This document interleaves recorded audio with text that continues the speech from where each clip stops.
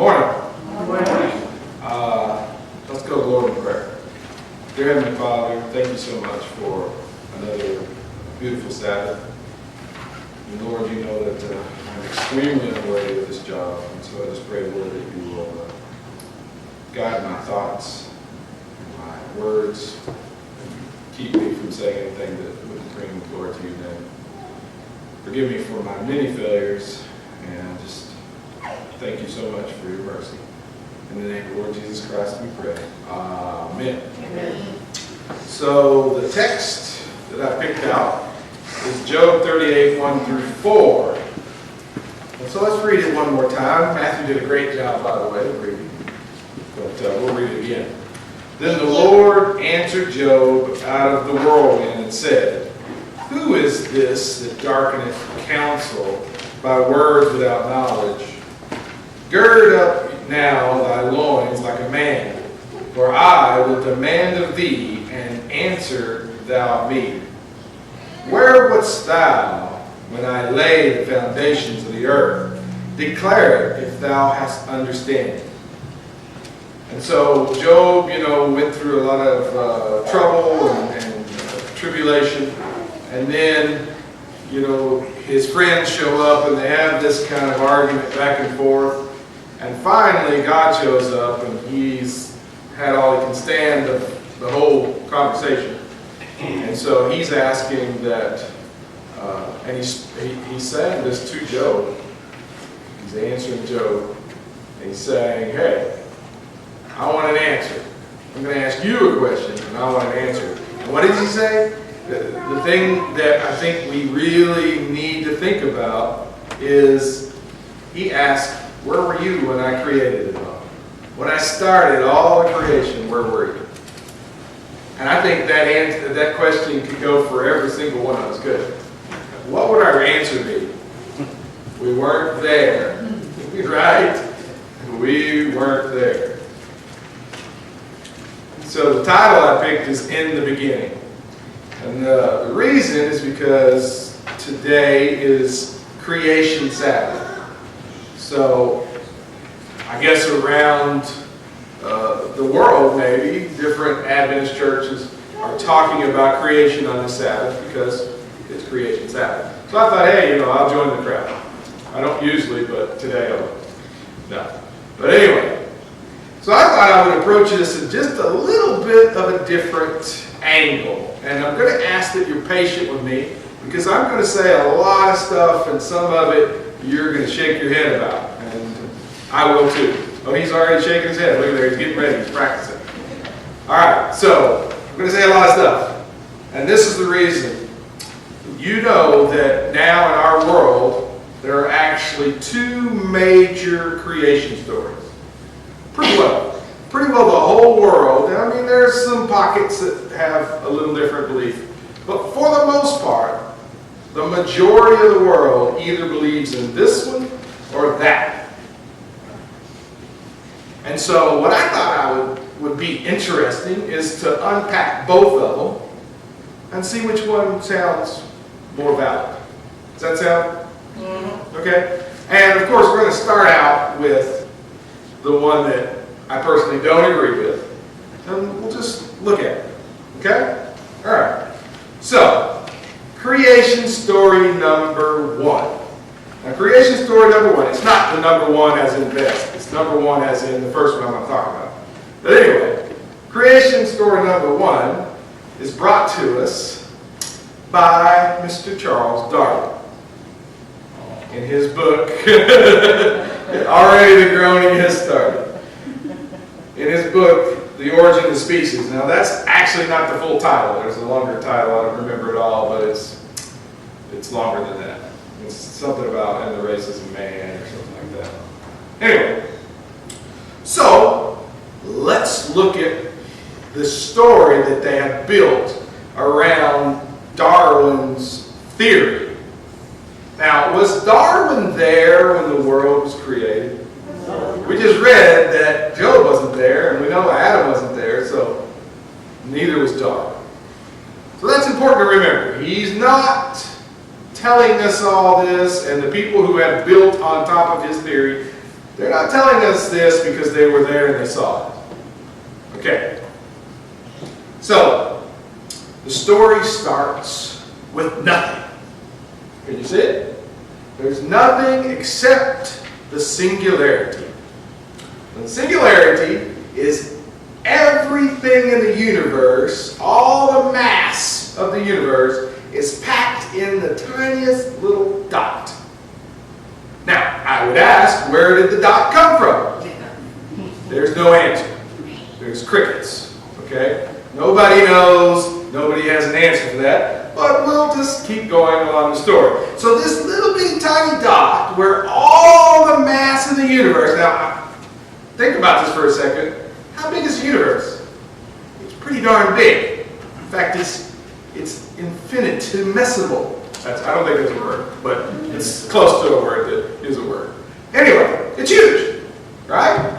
So this tiny little dot with everything packed in it, one day decided, or for whatever reason, it exploded.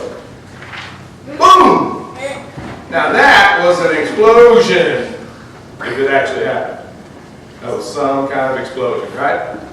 And from that explosion, all these pieces are flying out of the universe, and they're spinning and twirling because they were blown away, right? Blown out. And they're doing all this spinning and twirling and collecting in little balls. Okay? Because mass has gravity. So all this is happening. So they slowly collect over who knows how long, because we don't know. We have all kinds of, theories, hypotheses. But anyway, so you have this universe. And for some reason, some parts of this explosion stay alight. They're still burning. And they just happen to be in the middle of those different little solar systems, right? Giving light to these planets. It just happened to happen that way. Okay? And then other bits and pieces of this explosion, they're not burning anymore. In fact, they even have water. Go figure. Where'd that come from? And by the way, water is not a primary element. Did you know that? It's actually a molecule. It's oxygen and 2 hydrogen, right? H2O. Right?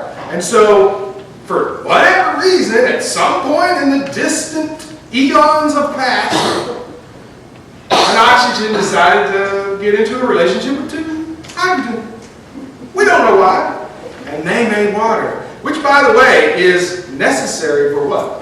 Life. All life has to have water. As far as we know. I don't know, maybe some corners in the universe we haven't looked where things don't need water, but right now that's all we know. Now, in this universe, there was a tiny dot, and we'll zoom in on it, and we'll call it Earth, but it's not really the Earth yet. It's molten. It's still cindering and burning from that explosion, I assume. But as it's smoldering, water, vapors are going into the sky. By the way, again, we don't know why the water got there, but it's there. These vapors are going into the sky, and they're building these clouds, and then slowly the planet's cooling. But supposedly the center never cooled off. Now that might be true. It might still be warm. We see some evidence of that. But it also might be that things are burning underground. We don't know. Has anybody dug to the center? No. So that again is theory. But anyway, it cools off and clouds show up, and through the long periods of time, it finally becomes something like the Earth. Now, this is our Earth, but actually, the land masses are moved around according to, and that might be actually true too. We don't know. But anyway, so now we have our Earth. It's nice and cool. It's ready for life. But guess what? There is no life. There's no life. Now, at some point, a really crazy thing happens. Are you guys ready for this? It's pretty extraordinary. In the ocean, a single-celled organism just shows up. I don't even know how he got there. He took a bus. I don't know. But this organism just shows up. He's hanging out all by himself. He's lonely, so he decides to split in half. Now, oh, by the way, did you see the lightning? How did the organism get there? Was it lightning? Did lightning strike all the chemicals in the right way and order them up? And, explosions, do they usually make order? It's pretty chaotic afterwards, right? Yeah. The lightning, when lightning strikes stuff, does it put it all in order? No? You ever seen a tree get struck by lightning? It's splintered, right? Toothpicks. It's not ordered. So again, they have no idea how this life suddenly appeared. The conditions had to be perfect. And the excuse is that if you wait long enough, anything can happen. No, that's not true. Because I can wait forever and I still won't be, smart or whatever, right? My hair won't turn purple if I wait long enough. Will it? And you won't grow 10 feet tall. I won't grow 10. Well, somebody could push my pituitary gland or something. So anyway, like I said, this single-celled organism is hanging out. He gets lonely, and so for whatever reason. Oh, by the way, before I get ahead of myself. Now, I want you to realize that the complexity within this single cell is so complex. It's so crazy. It's like saying New York City just appeared. That's what they're saying when they say this cell just appeared. We don't know, it just appeared. Because we know more than Darwin did.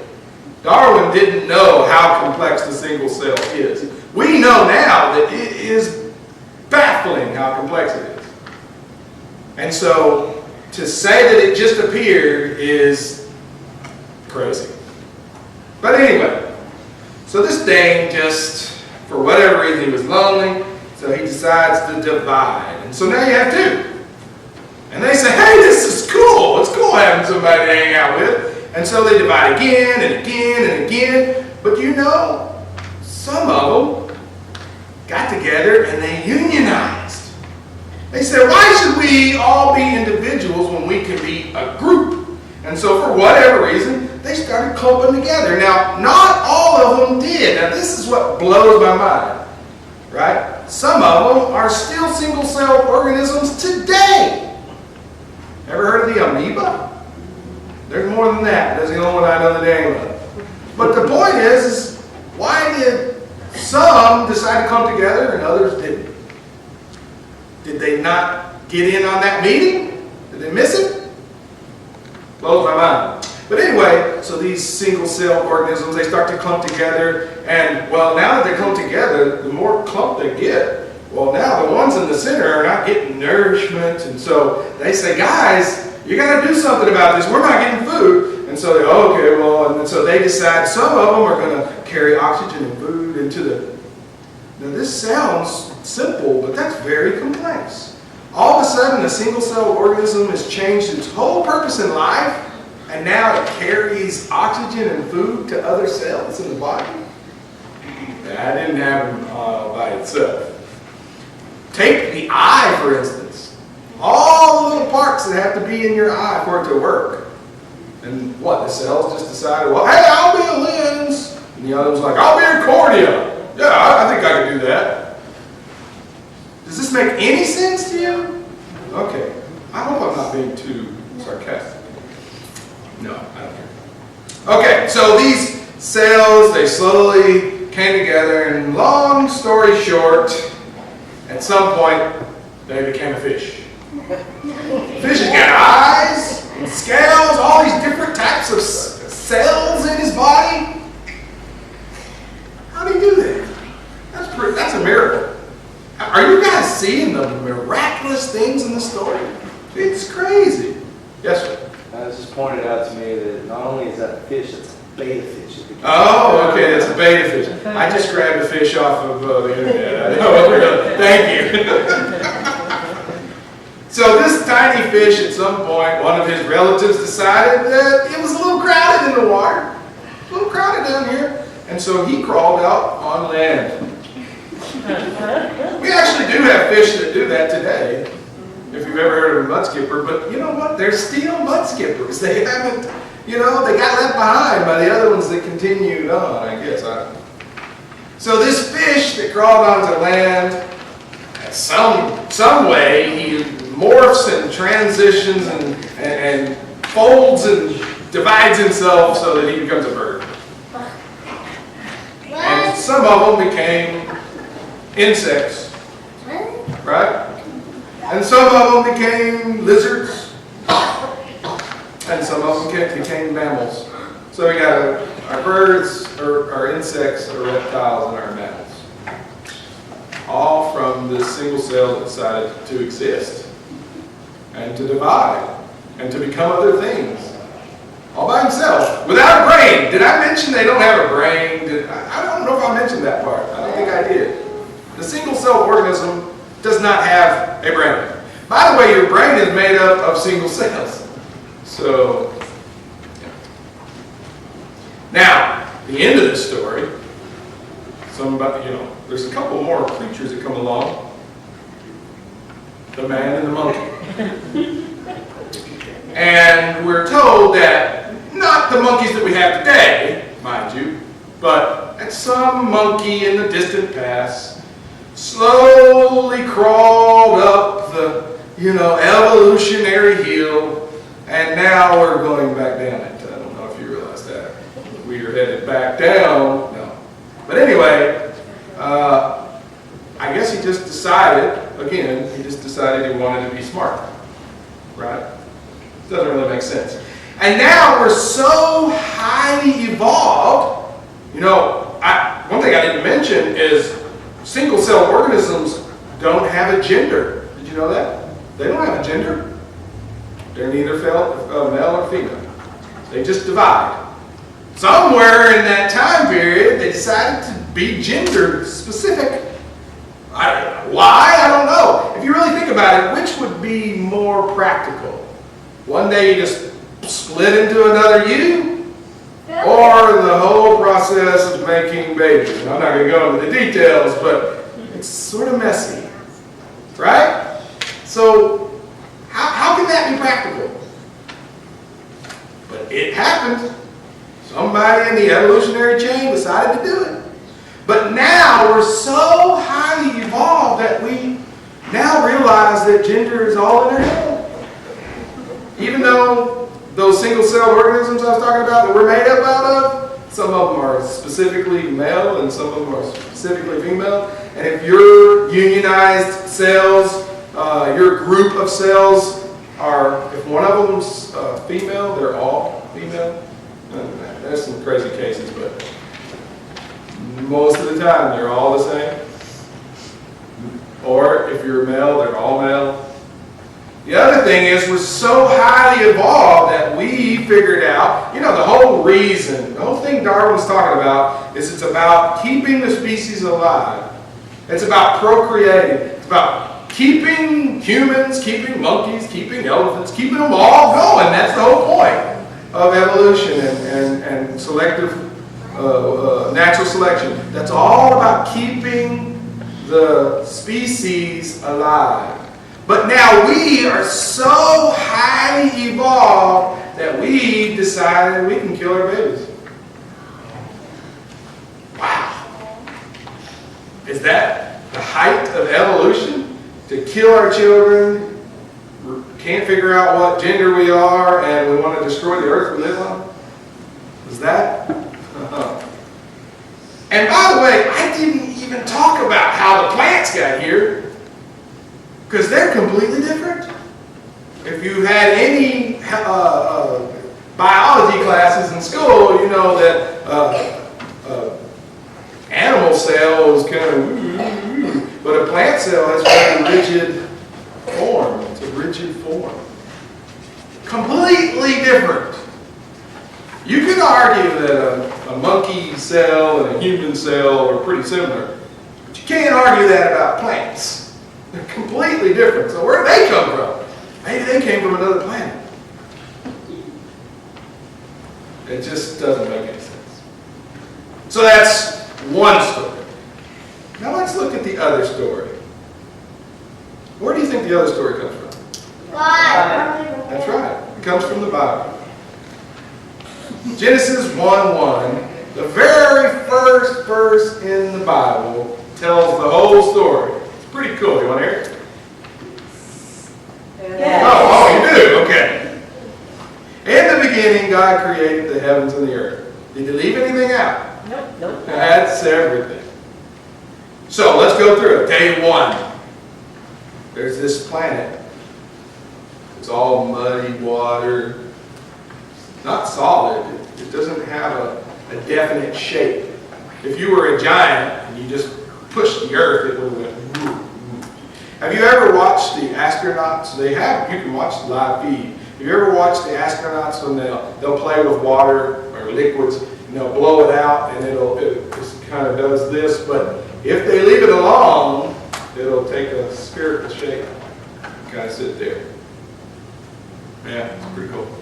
I've watched them like spurt out juice and then with the straw, but it's all without form. And that's what it tells us, that the Spirit of the Lord hovered over the water and it was without form. I'm already showing you that the Bible has science.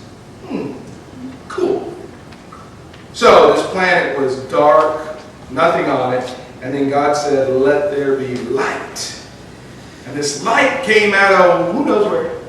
It doesn't say where the light came from, but I would assume it's from God. Right? Maybe God just kind of became light for a second. Okay? So he made light. He made, light, by the way, is a substance. If light was just, it wasn't a substance, then how could God make it? But it says he made it, and then we find out through science, ages later, that it's a substance. It's a thing. Darkness is not a thing, and nowhere will you find that says God made darkness. Now, it says he divided the light from the darkness, meaning he gave us day and night, because the planet's round. Probably how he divided the day from the night is he gave the earth a spin. That's all it took. And so the revolution became each day. So he starts counting the days. All right, day 2. What happens on day 2? Well, day 2 is really interesting because he talks about taking the water, because remember, the whole earth is water, right? It's this watery, muddy ball. And he divides some of the water from the water below. So he makes kind of a divide. What's he doing? He's making the atmosphere. He just made the atmosphere. Are you seeing the science of this? I mean, think about it. Some guy in the desert is writing this down. He doesn't know that we need an atmosphere. As far as he knows, there's an atmosphere. He could go up into space and float around and breathe. He doesn't know all that stuff. So why is he writing this down? Why is he writing, well, God divided the water from the water. That's a weird thing to say, unless you're not really saying it from yourself. Somebody's telling you this. Somebody that was there. Who was there? God. Yeshua. Yeah. So there's this division. That's the second day. Third day. What happens on the third day? On the third day, God solidifies all the minerals in the water, and he makes it land. And then now you got clean oceans. Think about it. It's all dirty. You ever seen a dirty mud puddle? This is full of dirt. But God separated it. He solidified the minerals that were in the water into land masses. So now we have land. What's land for? Well, the next thing that he makes on day 3, the next thing he makes is plants, trees, all these beautiful things. And I was thinking about this morning as I was putting this together. I was thinking, wow, how quiet were those forests. For a whole day, it was the quietest forests all over the planet. Not a bird, not a cricket, not an animal. Super quiet. Can you imagine that? Just super quiet. Now, by the way, has the sun been made yet? No. Okay, so some people argue that these days are thousands of years. And it's just, metaphoric. It don't mean that they're literal days. Now, the scientific problem with the text saying in the evening and the morning were the first day, 6 days, right? Besides that, if we just overlook that, we have this problem. The plants were just created. They need the sun to live, but there is no sun. And I know that because day 4, what happens? God creates the sun. And so all of a sudden there's the sun rising. Like, whoa, right? This beautiful sun. And then what's next? The moon. Now I would argue, I'm going to have to back up for a second. I would argue that he probably made the moon first. Why would I say that? Because each day is an evening and a morning. It's nighttime, then daytime. So probably he made the moon while it was the first part of the 3rd or 4th day. He made the moon, and then as the light came around today, he made the sun. Yeah. Or maybe, really though, if you think about it, that would be only from the perspective of where you are on the earth. So for some, maybe he made them simultaneously on separate sides. You would have to, because the moon only has light because it's reflected from the sun. Really good point, and a very good point. The sun is what makes the moon light up. Thank you. Very good point. So, yeah, simultaneously. That's a good word. I like that word. All right, day 5. What happens on day 5? Remember those oceans that were all muddy and he cleaned them up? Well, now he makes them just teem with all kinds of life. And the text is even very specific to talk about whales. It's interesting. Why did he mention those? He's like, hey, not only... Now think about this for a second. What type of animals are whales? They're mammals. But our conventional thinking is that mammals were all created through evolution at the same time, and they think at some point a mammal went back into the ocean and became a whale. But this tells us that God made whales on a whole different day than he made us and other mammals. And so that's pretty interesting that he goes to that specific point to say, oh, by the way, whales were made on the fish day. Right? It's not just a fish day, though. Remember that expanse where he made the water go up and the water come down? He made this atmosphere. Well, guess what? He makes birds to fly in that area. It's a lot of space. And he could have just left it empty. But no, he says, you know what? Let's have stuff fly in this. We'll have things fly in this. And later on, Adam named them birds. Did you know that? I don't know what God called them, but Adam named them birds. Well, whatever, that was his language, right? But anyway, now what's interesting, and some of you may not know this, but now he created the fish to be in the sea, and he created the birds in the air. But did you know, he also, because God has a sense of humor, he also made fish that come into the air once in a while. So he likes to throw curveballs at us, right? Whoa. Maybe this fish evolved from a bird. Or maybe the bird evolved from this type of fish. Oh, that's the other story. Day 6, God really gets busy. It's amazing when you think about it, and maybe we just don't completely understand it. It sounds like a pretty simple thing to just make light. He spent the whole day on light. But maybe there's a lot more to that than we understand. I would venture to guess there is. He spent a whole day on making the sky, the atmosphere, right? Well, now he's going to do a bunch of stuff in one day. He makes all the creeping things, or insects. And that also includes lizards. He made all kinds of reptiles, right? By the way, there were no snakes on their belly. Then he made the cattle, so all your types of plant-eating mammals, right? And then also there's your cats and bears, all those types of mammals he created on day 6. Now, I just for a second I want to tell you that he also created this. Do you know what that is? A unicorn. A unicorn. Did you know that God created unicorns on the 6th day? Did you know that unicorns were real?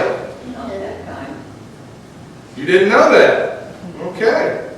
Well, let's look. The Bible talks about unicorns. In fact, there are evolutionists that make fun of the Bible, and they say the Bible isn't true because it has mythical creatures like unicorns. Oh, see how stupid the Bible is, it has unicorns.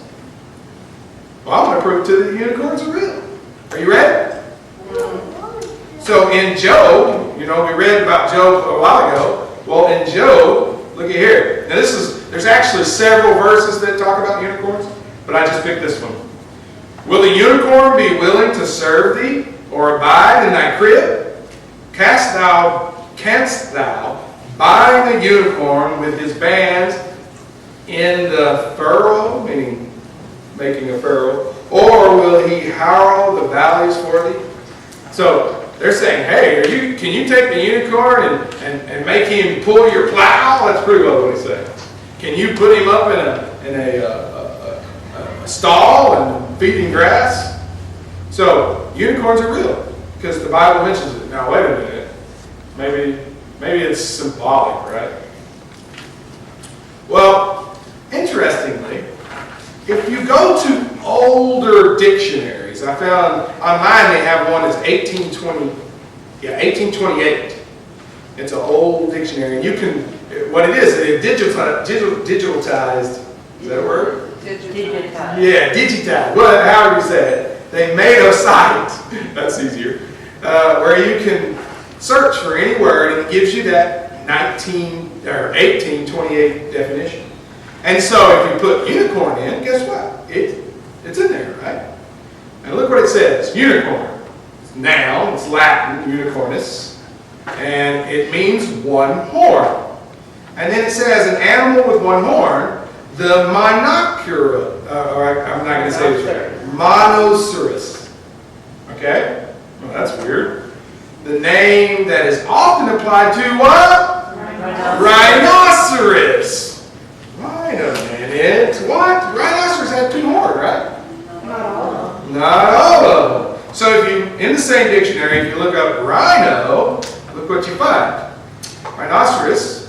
Now this is Greek. So one was Latin, right? One is Greek. Okay? A genus of quadruped, meaning 4 legs, of 2 species. Oh, wait a minute, there's 2 species.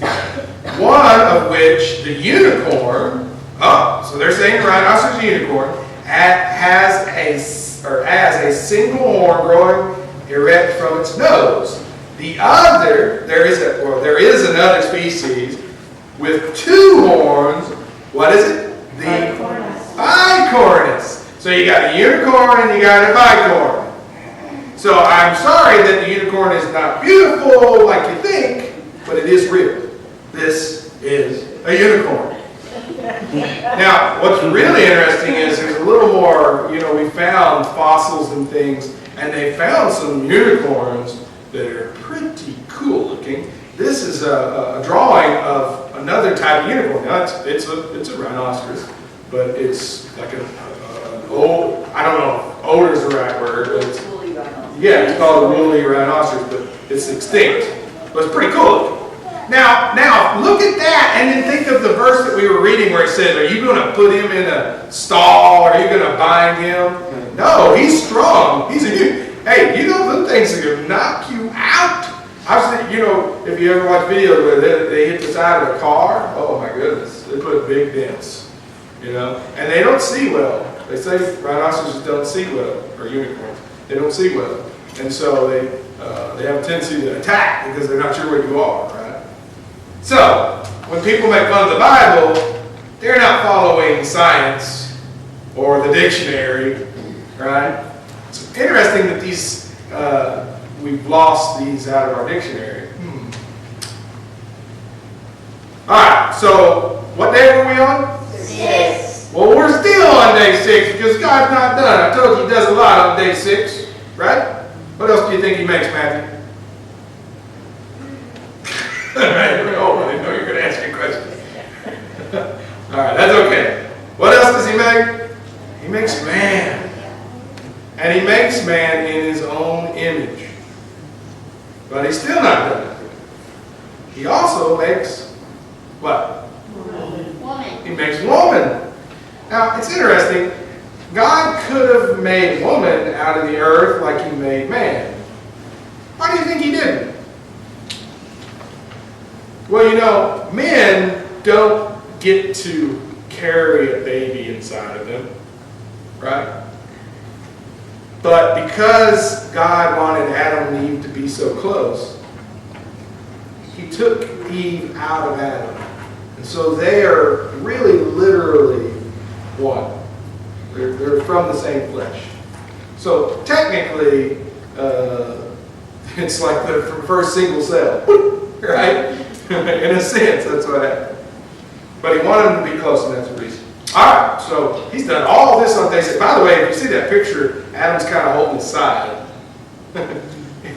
He's holding his rib. And, you know, I write fiction, and my fiction is loosely, you know, reflects the Bible. And one of the things that I said here recently, in one of them that I'm writing, is that God made man out of the dirt of the earth. And so he was dark. But he made Eve out of the rib, so she was light-skinned. Just a thought, you know, maybe to remind them where they came from. And then, of course, all the colors come from the mixing of those two. Anyway, all right, so what about day 7? What did he create on day 7? The Sabbath. He didn't create anything physical, but he did create the Sabbath. That's right. Very good. He created the Sabbath. Wow, what a day. And by the way, today's Sabbath. Yeah, happy Sabbath. That's right. A day for us to rest, relax, worship God, spend time with our family, take a nap, which I will be doing at some point this day. All right, I know I'm out of time, and I'm kind of done, but I want to share one more thing with you, if it's okay with you. During our reading time, we've been reading through Patriarchs and Prophets, me and Henrik and Justin. And so we came across something, I don't know if it was last week or the week before, I don't remember when it was. We came across something and I thought, wow, this is really cool, and it's appropriate for this particular sermon. So do you remember did God make a place for Adam and Eve to live, or did he just go make your own house, or what happened? He made a little place to stay in the Garden of Eden, exactly. So, as we were reading through Desire of Ages, Patriarchs and Prophets, it talks about the Garden of Eden. And Justin asked, well, where is it now? And I was telling him there's this whole documentary that talks about that, the Tigris and Euphrates come into the Gulf of... the Arabian Gulf? What is that? The two fingers. Huh? Persian Gulf, thank you. So these two rivers come into the Persian Gulf. And this guy was trying to find, he was following those rivers, he was trying to find, well, where is this Garden of Eden that they all, the Bible talks about?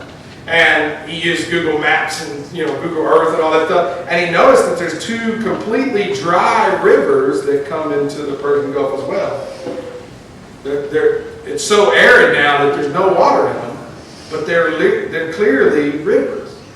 And they were pretty large rivers.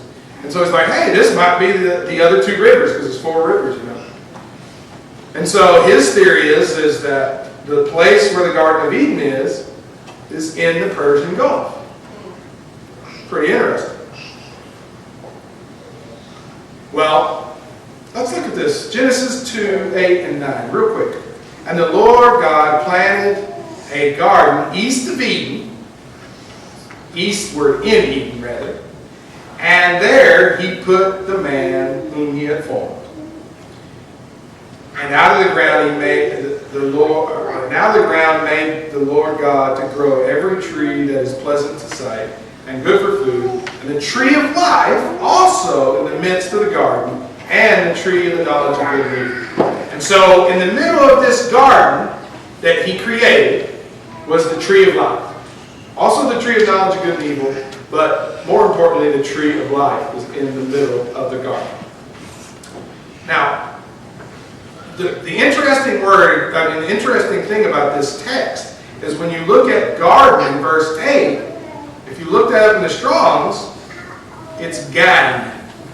And it means a garden, but particularly a fenced garden or walled garden. So in other words, you have a garden with a wall around. Well, that's interesting. So, that's cool. So then whenever we were reading, Justin had asked, well, where's the Garden of Eden now? I explained about the documentary, and then we kept on reading, and this is what we ended up reading. When the tide of iniquity overspread the world, and the wickedness of man determined their destruction by a flood of waters, look at this. The hand that had planted Eden withdrew it from the earth. But in the final restoration, when there... Oh, what did I say? Restitution. Oh, restitution, sorry. When there shall be a new heaven and a new earth, and that's from Revelation 21:1, it is to be restored more gloriously adorned than at the beginning. So she's telling us that God scooped it up. And where did he take it? Well, he took it to heaven, right? Where else would he take it? So the Garden of Eden was actually scooped out of the earth. And it's interesting, if you look at the Persian Gulf, it looks like two fingers. It's almost like somebody, right? A huge hand. I'm not saying that's how it happened, but it's interesting it kind of looks like that. It even looks like two fingers drug. Right? Yeah. But anyway, so she says the Garden of Eden is in heaven. Now look at this. Oh, I think I messed it up. Now hold on. Let me turn my mouse on. Just take me a minute. Alright, let's try that again. Alright. No. Well, aren't you being cantankerous? Yeah, it's not right. Okay. I got it. Technical difficulties, I apologize. Alright. So, this is a picture of what the tree of life in New Jerusalem is supposed to look like. Listen to what it says. And he showed me a pure river of water of life, clear as crystal, proceeding out of the throne of God and of the Lamb. In the midst of the street of it, now there's the river, the lane or street of the river, on either side of the river was the tree of life, which bare 12 manner of fruits, and yielded her fruit every month, and the leaves of the tree were for the healing of the nations. So God is saying, or the Revelations is saying, that New Jerusalem, when it comes down, will have the tree of life in it. Are you seeing what I'm getting at? The Garden of Eden was a walled garden. We know that because it said that an angel was standing and wouldn't let them enter. Well, that tells you there was a gate or an opening, right? They couldn't just go, hey, he's not over here looking and come in. No. They couldn't go through the gate. Well, guess what? New Jerusalem has gates. It's got a wall. Are you ready for this? New Jerusalem is the Garden of Eden. That's pretty cool. So here we are, we're talking about creation. We're talking about that we lost the garden. Well, God, He's kept it. And remember Jesus said, I'm going to prepare a place, and if I return, He enlarged the garden so there would be room. Isn't that cool? We were sitting there reading all that, and it just like hit me, boom, like a brick in the head, which has happened a few times. That's pathetic. So, that's pretty cool. I just wanted to share that with you real quick. So, Jesus is coming back for us, and He's going to show us this garden that He has set up, the Garden of Eden set up right now. That tree has been living for, what, at least 6,000 years, somewhere in that period, give or take a few hundred years. So it's huge, so it makes sense it's on either side of the river, because it's a ginormous tree. That's pretty cool. But anyway, I hope that was informative. Let's go to the Lord in prayer. Dear Heavenly Father, thank you so much for creating everything. Lord, I'm blown away by your goodness and by your creativity. You're so creative. And by your lovingness and how you made everything so unique and beautiful. All the colors, not only in the plants and in the sky, but even in animals. So we just thank you so much, Lord, for making such a beautiful world. And the thing that blows my mind is this is while it's broken. What was it like before it was broken? Oh, that was beautiful. I can't wait to see you fix it. Thank you, Lord, for all these things. In the name of the Lord Jesus Christ, I pray. Amen. Let me ask you one more thing I forgot to ask you. So of the two stories, which one do you think sounded more realistic? Yeah. Yeah. Thank you, guys. You're asking a pretty biased lunch. Yeah.